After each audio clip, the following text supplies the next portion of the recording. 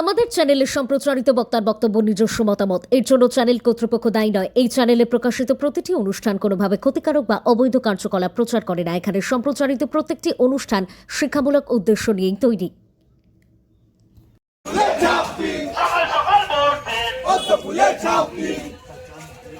ভারতীয় জনতা পার্টি মহানগর বিধানসভা কেন্দ্রের মনোনীত প্রার্থী শ্রী সজল ঘোষ মহাশয় আজ আপনাদের সামনে এসে উপস্থিত হয়েছেন।